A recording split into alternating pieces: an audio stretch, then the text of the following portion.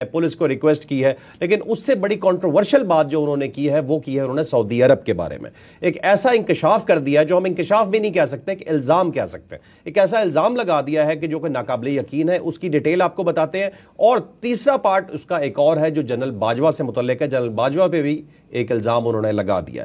तो हम स्टार्ट करते हैं अपनी स्टोरी सबसे पहले जनरल बाजवा की ही थ्योरी से जो उन्होंने दी है कि जनरल बाजवा को कॉल्स आनी शुरू हो गई थी उनके दौरे पे जब वो सऊदी अरब गए थे, इमरान खान साहब, और नंगे पैर मदीना शरीफ गए थे। तो जो सब बताइएगा ये पूरी स्टोरी क्या है।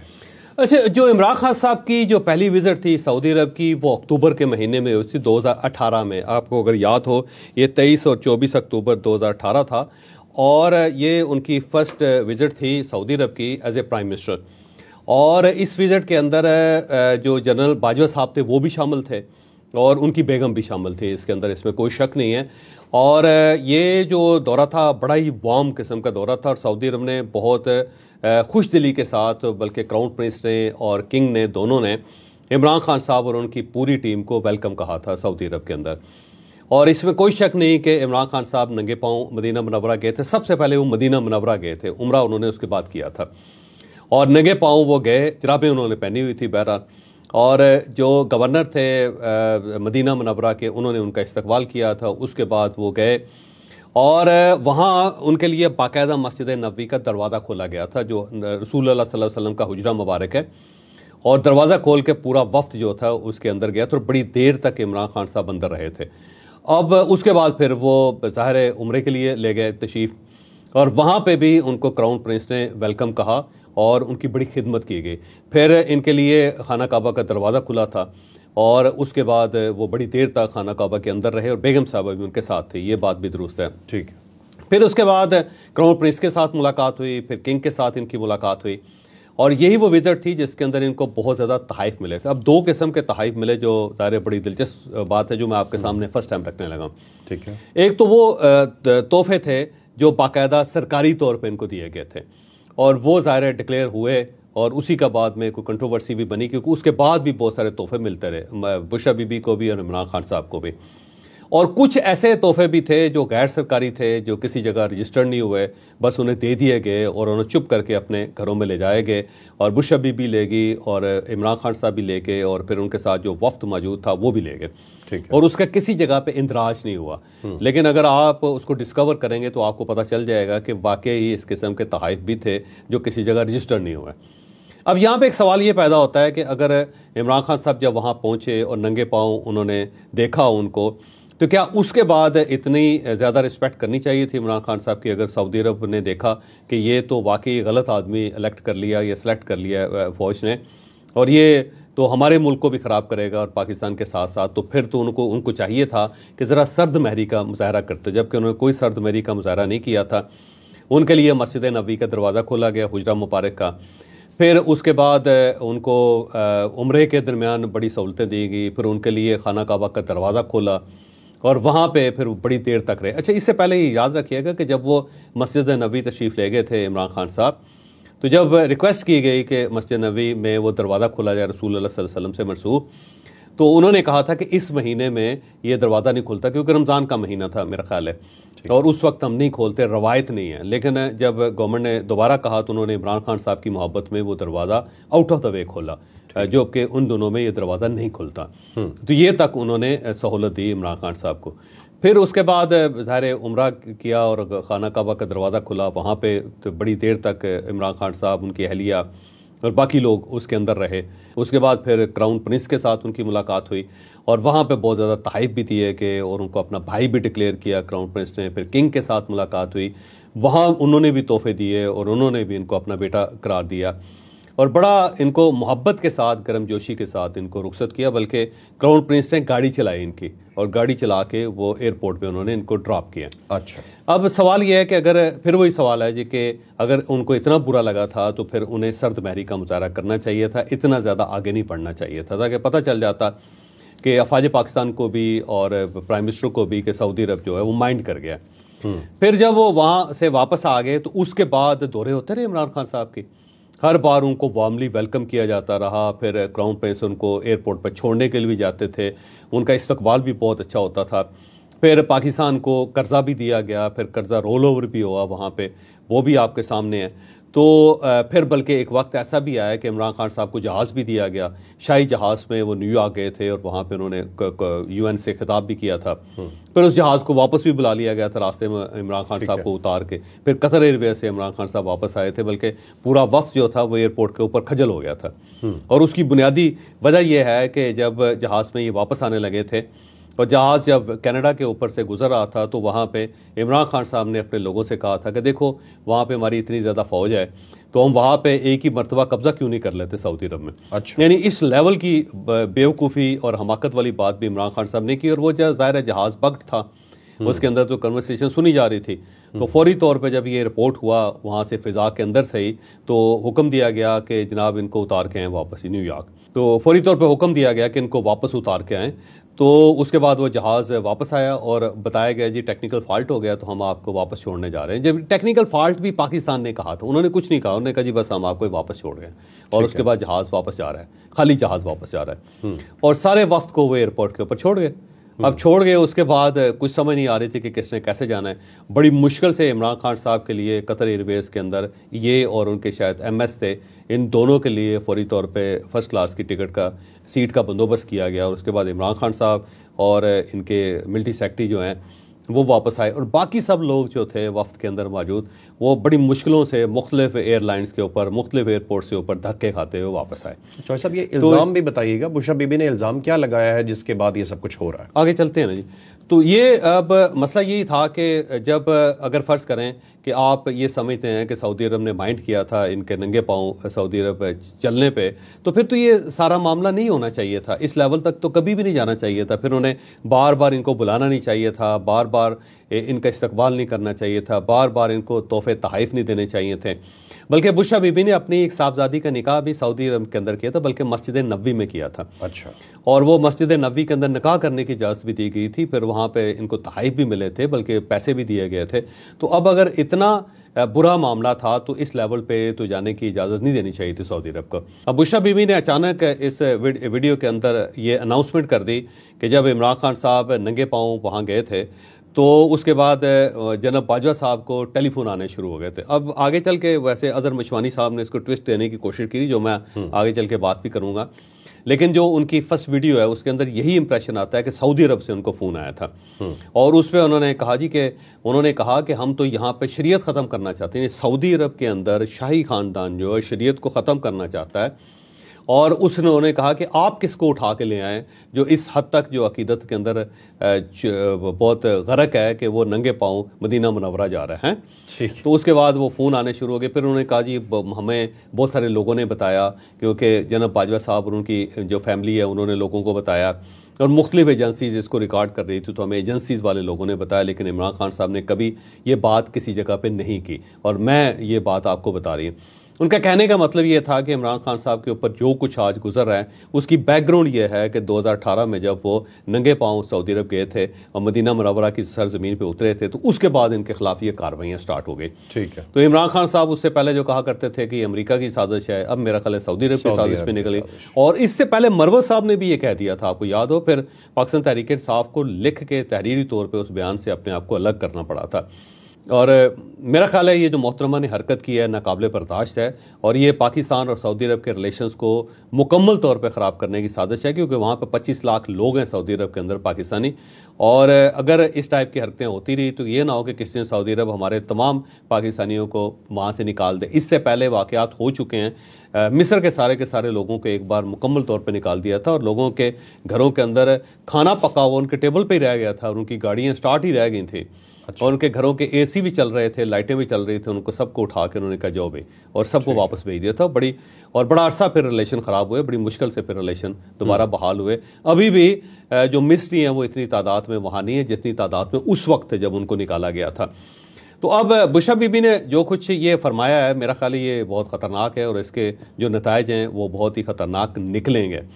अब जनाब बाजवा साहब की तरफ से तो तरदीद आ गई, उन्होंने कहा जी इस टाइप की कोई बात किसी जगह नहीं हुई थी, बल्कि कोट एंड कोट, और ये मेरे साथ नहीं बात हुई उनकी, लेकिन मैं उनको कोट कर रहा हूँ कि किसी सोर्स की जगह उन्होंने कहा जी मैं खाना काबा जाने के लिए तैयार हूँ, इस चीज़ की वजाहत देने के लिए कि ये झूठ है। मुकम्मल तौर पर झूठ है। कोई कॉल इस टाइप की कोई कॉल नहीं आई, कोई बात ही नहीं हुई किसी जगह पे भी। और अगर ये चाहते हैं तो मैं खाना काबा जाके मैं वहाँ पे कसम खाने के लिए तैयार हूँ, चले जाएं मेरे साथ। इस टाइप की कोई बात नहीं हुई, सिरे से कोई बात नहीं हुई। अच्छा, मुमकिन ही नहीं है ये। तो वो तो ज़ाहिर वजाहत करने के लिए मुकम्मल तौर पे तैयार है। उनका कहना है कि बड़ी ज़्यादती है और ये होनी नहीं चाहिए। तो मेरा ख्याल है ये वाकई ज़्यादती है। ये बहुत उन्होंने ना क्रीज से बाहर निकल के खेलने की कोशिश की है और उसमें पाकिस्तान बोल्ड हो रहा है इस वक्त, क्योंकि एक ही मुल्क है जो पाकिस्तान से वाकई बहुत ज़्यादा मोहब्बत करता है और हर मुश्किल वक्त में उसने पाकिस्तान की सपोर्ट की है। और सऊदी अरब के साथ ये रिलेशन जो है ना मोहतरमा ने ख़राब करने में कोई कसर नहीं छोड़ी। अब सवाल ये है कि क्या इमरान खान साहब जो उनको ये चीज़ें नज़र नहीं आ रही।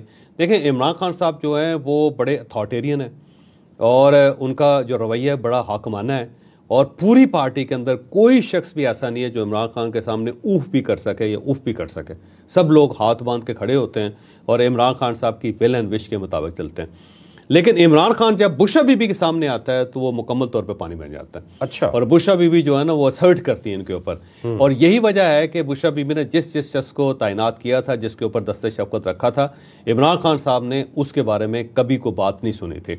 उसमें फ़राह गोगी हैं, उसके अंदर उस्मान बुज़दार हैं और उसके अंदर वो एहसन जमील गुजर हैं और उससे किसी हद तक जुल्फी बुखारी साहब भी शामिल, जनरल फैज़ हमीद भी, आखिर में जाके जनरल फैज़ हमीद भी। तो बल्कि ये भी था कि जब जनरल आसम रे जब DGI थे और उन्होंने पूरी एक रिपोर्ट बना के इमरान खान साहब को दी थी, जिसमें मोहतरमा बुशरा बीबी का और फ़राह गोगी का जो आपस में नेक्सिस था उसके बारे में उन्होंने बात की। फिर उस्मान बुज़दार के बारे में कि कुछ तोहफ़ लिए जा रहे हैं जो बहुत महंगे हैं और आपकी जो फैमिली है उसके अंदर इन्वॉल्व हो रही है और ये चीज़ें अगर बाहर आएंगी तो आपकी बड़ी बदनामी होगी।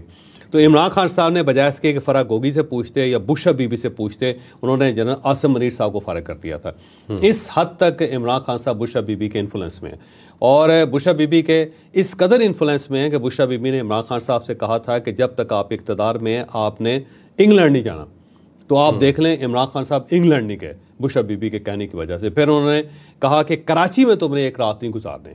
तो इमरान खान साहब जितना अरसा प्राइम मिनिस्टर रहे उन्होंने कराची में एक रात भी नहीं गुजारे, क्योंकि उन्हें ये बताया गया था कि समंदर के किनारे जब आप रात गुजारेंगे तो आपका इक़्तिदार ख़त्म हो जाएगा।